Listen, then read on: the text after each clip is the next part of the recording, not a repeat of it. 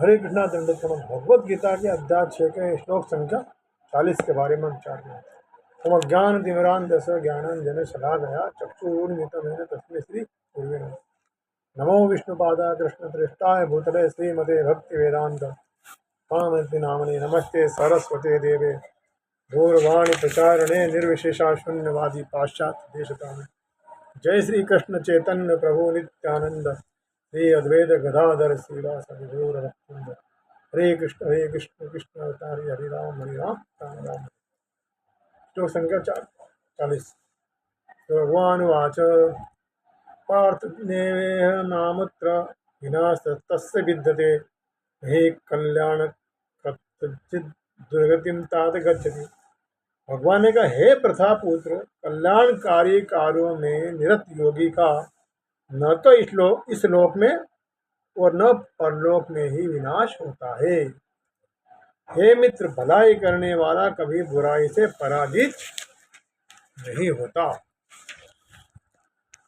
भागवत के 1.5.17 में नारद मुनि व्यास देव को इस प्रकार उपदेश देते हैं। त्यक्ता स्वधर्मम चरणाम्बुजम हरेर भजन न पकोथ पते ततो यदि यत्रक वा भद्र अभूत मुशकिम को वार्थ आपतो भजता स्वधर्मक। यानी यदि कोई समस्त भौतिक आशाओं को त्याग कर भगवान की शरण में जाता है तो इससे न तो कोई क्षति होती है न कोई पतन। दूसरी ओर अभक्त जन अपने अपने व्यवसाय में लगे रह सकते हैं, फिर भी वे कुछ प्राप्त नहीं कर सकते। भौतिक लाभ के लिए अनेक शास्त्रीय तथा लौकिक कार्य होते हैं। जीवन में आध्यात्मिक उन्नति अर्थात कृष्ण योगी को समस्त भौतिक कार्यकलापों का परित्याग करना होता है।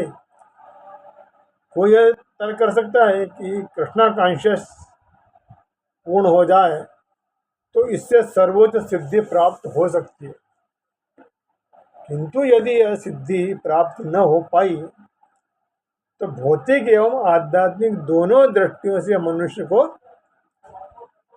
क्षति पहुंचती है। शास्त्रों का आदेश है कि यदि कोई स्वधर्म का आचरण नहीं करता तो उसे पाप फल भोगना पड़ता है। अतः जो दिव्य कार्यों को ठीक से नहीं कर पाता उसे फल भोगना पड़ता है। भागवत पुराण आश्वस्त करता है कि असफल योगी को चिंता करने की कोई आवश्यकता नहीं है। भले ही उसे ठीक से स्वधर्माचरण न करने का फल भोगना पड़े तो भी वह घाटे में नहीं रहता, क्योंकि शुभ कृष्ण भावना मत कभी विस्मत नहीं होती है। जो इस प्रकार से लगा रहता है वह अगले जन्म में निम्न योनि में जन्म लेकर पहले की भांति भक्ति करता है। दूसरी ओर जो केवल नियत कर्मों को दृढ़ता पूर्वक करता है, किंतु यदि उसमें कृष्ण भावनामृत का अभाव है तो आवश्यक नहीं कि उसे शुभ फल प्राप्त हो। इस श्लोक का तात्पर्य इस प्रकार है कि मानवता के दो विभाग किया जा सकता है, नियमित तथा अनियमित। जो लोग अगले जन्म तथा मुक्ति के ज्ञान के बिना पार्श्विक इंद्रिय तृप्ति में लगते हैं वो विभाग इरेगुलर डिपार्टमेंट। लोग शास्त्रों में वर्णित कर्तव्य के सिद्धांतों का पालन करते हैं वे नियमित विभाग में वर्गीकृत होते हैं, रेगुलर डिपार्टमेंट। अनियमित विभाग के संस्कृत तथा असंस्कृत, शिक्षित तथा अशिक्षित, बलि तथा निर्बल लोग पार्श्विक वृत्तियों से पूर्ण होते हैं। उनके कार्य कभी भी कल्याणकारी नहीं होते, क्योंकि वे निरंतर आहा निद्रा भय करते हुए इस संसार में निरंतर रहते हैं, जो सदैव ही दुखमय है। इनकी जो लोग शास्त्रीय आदेश का पालन करते हुए संयमित रहते हैं और इस प्रकार कृष्ण भावनामृत को प्राप्त होते हैं वे निश्चित रूप से जीवन में उन्नति करते हैं, इसमें कोई शक नहीं। कल्याण के अनुयायियों को 3 भागों में विभाजित किया जा सकता है। भौतिक संपन्नता का उपभोग करने वाले शास्त्रीय विधि विधानों के अनुयायी, इस संसार से मुक्ति पाने के लिए प्रयत्नशील, तथा तीसरा है कृष्ण भावनामृत के भक्त। प्रथम वर्ग के अनुयायियों को पुनः भागों में विभाजित किया, सकाम कर्मी तथा तृप्ति की इच्छा न करने वाले।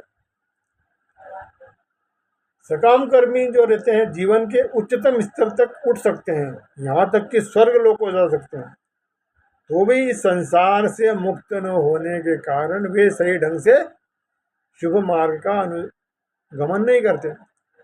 शुभ कर्म तो वह है जिनसे मुक्ति प्राप्त हो।